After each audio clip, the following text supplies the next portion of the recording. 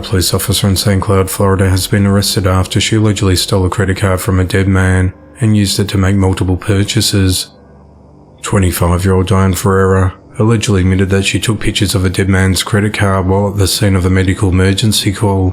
Diane has been relieved of the duty as a patrol officer and charged with criminal use of personal identification information of deceased, fraudulent use of credit card and theft by taking and retaining possession of the card.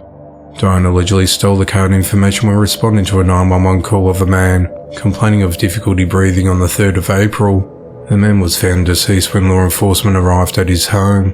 A woman contacted the St. Cloud Police Department on the 14th of April after she saw several suspicious charges on her husband's credit cards, which began one day after he died. The charges list 7 gas station purchases, a Wendy's order, as well as a hotel room. The purchases amounted to approximately $450 in total.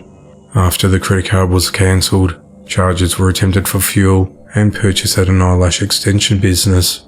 During investigation into the incident, detectives matched the suspect's vehicle to Diane's, who also fit the suspect's description. Authorities said that all incidents occurred during the days that Diane was off work, or during a time of day when she was not at work. The incidents occurred at locations near her residence. Diane told detectives that she put the credit card onto several mobile applications and used them to make personal purchases. St. Cloud Police Chief Douglas Gork apologised to the victim in a statement. "I offer my sincerest apology to the victim of these acts. This department and its staff is held to the highest standards and expectations by the residents of this city, and keeping the community's trust is paramount." On Tuesday the 9th of May, Diane was arrested and held at the Osceola County Jail, but has since been released after posting a $4,000 bond.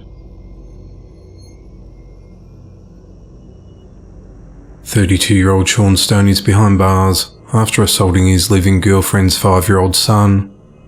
The incident occurred at around 7 a.m. on the morning of Wednesday the 10th of May at a home in Valley Forge Road in DeLand, Florida. Authorities said that Sean beat the boy with a mop handle after the child urinated in his bed. The child's mother left the house for a doctor's appointment with her daughter, who had cerebral palsy and had a gut feeling that something was off at her house. Upon opening home surveillance app on her phone, she saw Sean standing over her son and punching him repeatedly in the head. The child was lying in bed at the time and curled up in a fetal position. Sean kept kicking the child as he pleaded for him to stop. Sean then grabbed a mop and used it to hit the boy even more. Sean struck the boy with so much force that the head of the mop broke off.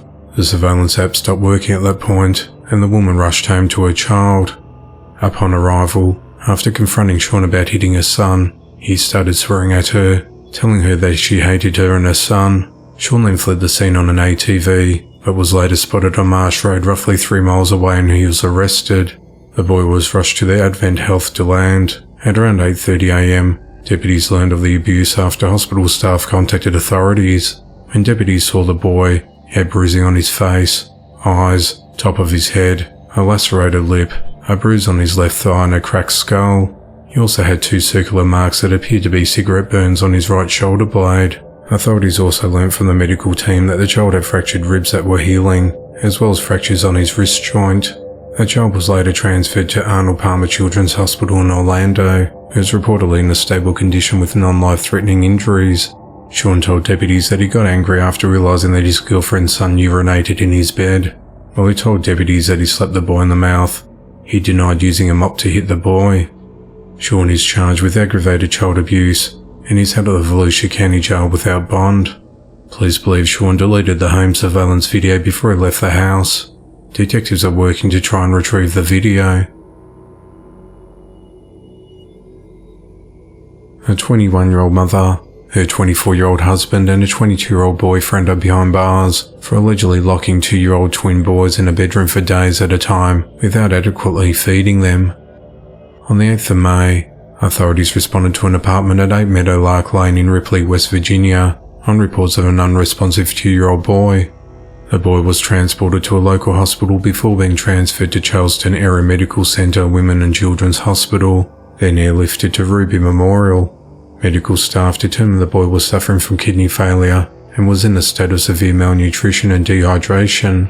Investigators discovered that Lila Gillenwater, her boyfriend Brian Casto, and her husband Michael Gillenwater locked the victim and his twin brother in the bedroom with a padlock for as many as 6 weeks at a time.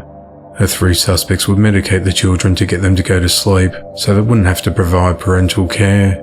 The boys would often wear nothing but a diaper and were fed pieces of ground beef and Cheerios under the door. The neglect reached a point where one of the twins lost consciousness.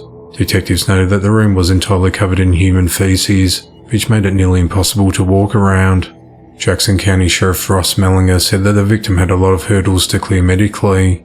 The other twin is in a stable condition, and an additional female child in the apartment was safely removed. All 3 children are under the care of Child Protective Services. Lily, Michael and Brian were arrested and booked into the West Virginia Department of Corrections, each on a $150,000 bond. Michael was charged with 2 counts of child neglect with risk of injury or death, and child neglect resulting in injury, while Lily was charged with 2 counts of child neglect resulting in injury. Brian faces 1 count of child abuse resulting in injury, and 1 count of child abuse with risk of injury.